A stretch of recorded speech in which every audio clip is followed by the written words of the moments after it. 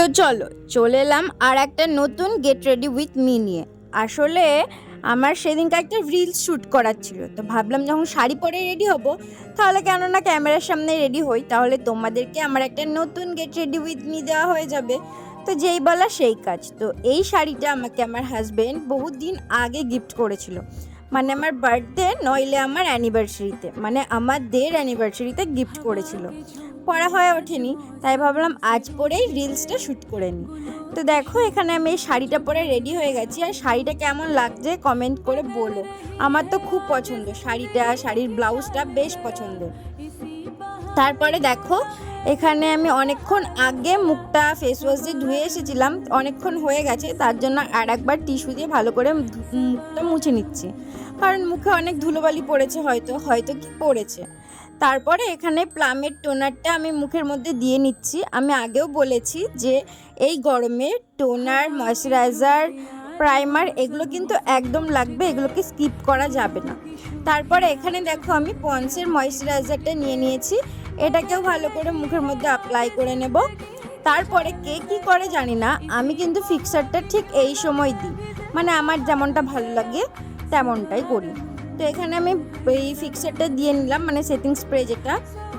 তারপরে যে গার্নিয়ারের একটা সিরাম ছিল আমার কাছে, সেটাই মুখের মধ্যে দিয়ে নিচ্ছি। তো এটাকেও মুখের মধ্যে ভালো করে অ্যাপ্লাই করার কিছুক্ষণ পর এখানে আমি দিয়ে নিচ্ছি অল্প একটু ল্যাকমির লুমি ক্রিম, কারণ এটাতে যে গ্লেজটা দেয়, মানে মুখে যে গ্লোটা করে, আমার বেশ ভালোই লাগে। তারপরে দেখো এখানে ল্যাকমির লুমি ক্রিমটা একটু আমি গলাতেও দিয়ে নিলাম। তারপর এখানে ভালো করে অ্যাপ্লাই করে নেওয়ার পরে আমি এখানে অল্প একটু ফাউন্ডেশন নিয়ে নিচ্ছি। আমার ফাউন্ডেশনটা ছিল ফিটমির, আমি ফিটমির ফাউন্ডেশনই ইউজ করি। তাই এটা ভালো করে মুখের মধ্যে দিয়ে নিচ্ছি। আমি এটাকে হাত দিয়ে ব্লেন্ড করে নেব। তারপরে আমার চোখের যে ডার্ক সার্কেলগুলো আছে সেটাকে ঢাকার জন্য একটু কনসিলার একটু দিয়ে নিচ্ছি। কনসিলারটাকেও আমি হাত দিয়েই ব্লেন্ড করে নেব।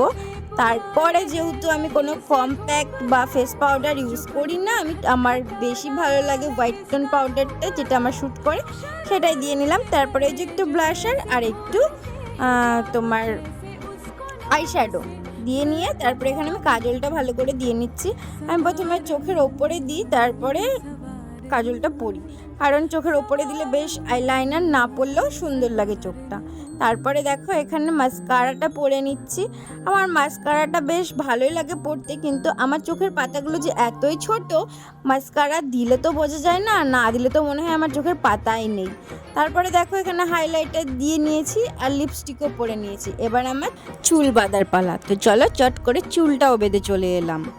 এখানে একটু সিঁদুরটা পরে নিচ্ছি, আমি এখানে লিকুইড সিঁদুর পরছি। তারপরে বাকি ছিল আমার টিপ পরা, টিপও পরে নিলাম। এবার কি তোমাদেরকে একটু দেখিয়ে দিই আমার শাড়ি পরার পর ফাইনাল লুকটা। তো এই ছিল আমার শাড়ি পরা, ওয়ান পিন করে শাড়ি পরেছিলাম, আর দেখতেই পেলে আমি কিভাবে রেডি হলাম। তো এইভাবেই রেডি হলাম, এটাই আমার ফাইনাল লুক ছিল। তো তোমাদের যদি আমার এরকম গেট রেডি ভালো লাগে তাহলে আমাকে কমেন্ট করে জানিও, আমি আবারও নিয়ে আসবো। আজকের মতো টাটা।